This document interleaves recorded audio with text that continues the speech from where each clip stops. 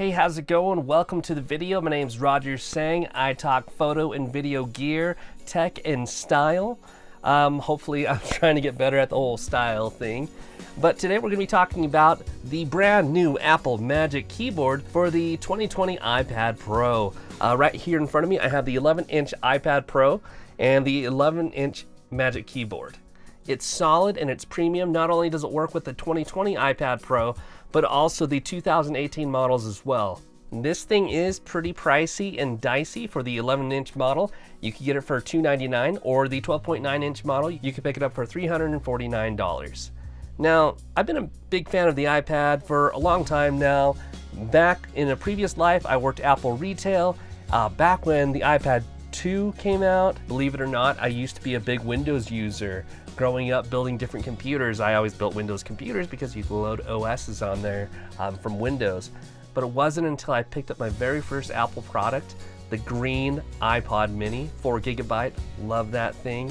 And ever since then, I've really loved Apple's products, their designs. And I learned more about Steve Jobs and his history and what he created at Apple, and I've been really amped on their stuff ever since.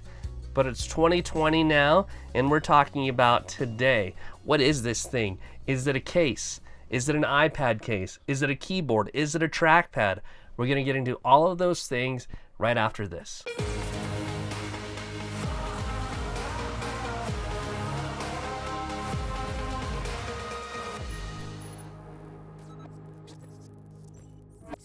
So let's talk about this as a case. With your smart connectors on the iPad Pro, that's how it connects to the Magic Keyboard case. And there's magnets galore on it. Here it goes.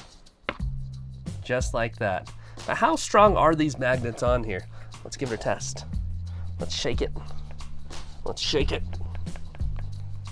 But I'm not here to shake the Magic Keyboard case. We're here to test it out. We're going to get into this in just a minute here, but keep in mind that this thing is heavy. The case alone is heavy because, think about it, when you have a laptop, all of the weight is down at the base. So your screen can be as light as you want it to be. Here they had to be very strategic where the entire machine itself is right here. So this is actually heavier. So Apple had to design this with a counterweight to be able to balance so it doesn't tip over. But with that counterweight, it does create this floating screen that you're able to have. That's magic. Oh, okay, now I get it. There's a couple of hinges. There's hinge 1, it just pops there. Let me do that again. It just pops there, hinge 1. Then hinge 2 just pops right here. Doesn't go any further, it stops right there. So you really only get this viewing angle, or this viewing angle, or somewhere in between, maybe in between the two there. You can go as far as you want. But this does give you some decent viewing angles. As for charging, there is a built-in USB-C port right here, but that's specifically only for charging. It's for pass-through charging to the iPad. As for main accessories, you still have to depend on the main iPad port itself, but it does free that up for accessories. One thing that there is a lot of gripe about is that there is no row function keys, and that's too bad. But, you know, I get it. Apple had to design this in the way to make it very slim and efficient, and they had to make some sacrifices in scaling back, and I get that. But if we could, maybe in the next generations in the future, I would love a row of function keys to be able to turn up and down the volume, and also the brightness and the darkness of the keyboard and the screen itself. In this keyboard, there is the new scissor switch design, which, listen to it here. It feels really good. It feels like natural typing. And I believe that this narrow keyboard, if you're used to typing on the 13-inch MacBook Pro, you will be used to the slimmer profile of a keyboard. What's funny is that this thing does have a backlit keyboard, but you can't control that from the keyboard itself. The backlit keyboard on this thing is doable because of the sensors built into the iPad. That's the sensors that it uses to brighten and darken your keyboard. Now, if you want to brighten and darken your keyboard brightness manually, it's kind of tricky to do. You have to go into Settings, General, Keyboard, Hardware Keyboard, and from there you're able to manually adjust the keyboard brightness yourself. So we talked about how it's a case, we talked about how it's a keyboard, but one thing that I'm really excited about is to talk about how this works as a trackpad. This makes the iPad the machine that I've wanted it to be for so long from the very beginning.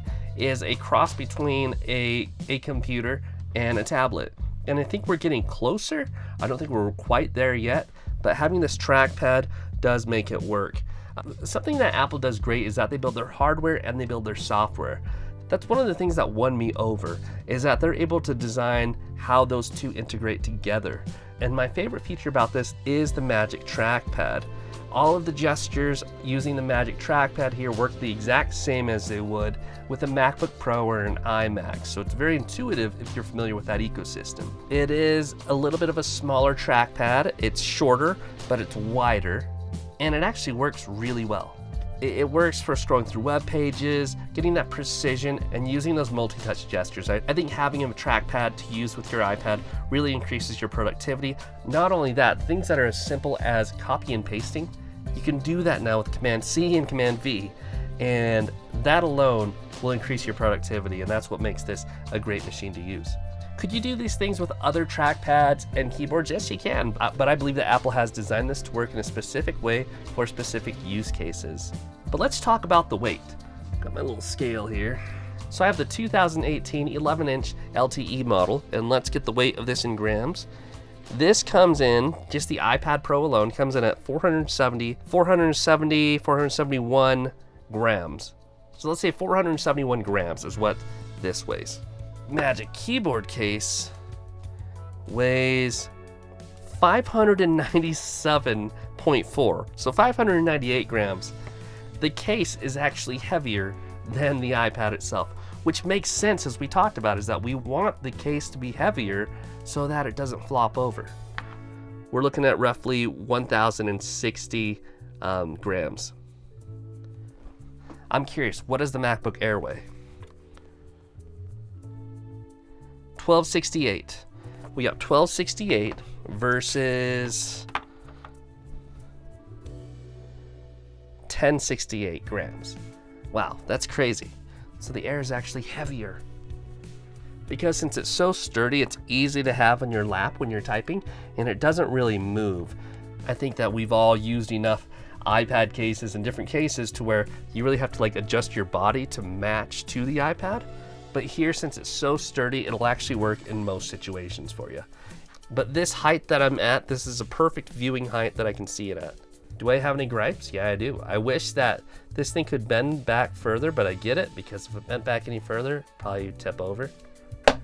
Speaking of tipping over, one thing that I'd like about other cases and other accessories that I've used is that when I'm using the Apple Pencil, there's a certain lower profile angle I like to use, and I've actually seen people flip this whole thing over, and this works as like a little privacy wall. So you're somewhere where you don't want people to see what you're doing.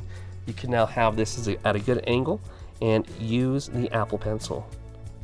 Do you think that the pressure from using the Apple Pencil on here would push it down?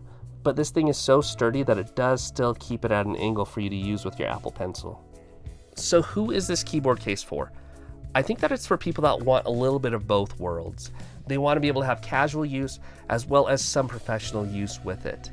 It is a pricey setup. Remember, you have a few $100s for the iPad itself, and we talked about the price of the keyboard case is going to cost you at least $300. So it is a pricey setup, but I don't think that a laptop could eventually evolve to do what an iPad can do, but I do think that an iPad could definitely evolve to do what a MacBook can do. You catch my drift there. I see this as a stepping stone in the right direction. There is going to be this good blend of the two worlds, and we're going to get there, and I think this definitely works well today. I do love this machine. I hope that I could adjust my workflow to start using this more with this keyboard specifically for most of my day-to-day tasks. Just rely on my Mac for the heavier lifting stuff that I need to do, because I think that we are definitely getting there with this awesome machine.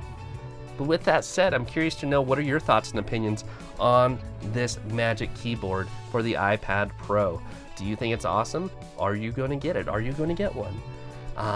And if you are, what are some of the things that you plan to do with it? I want to know. Let me know in the comments below. Drop a comment there.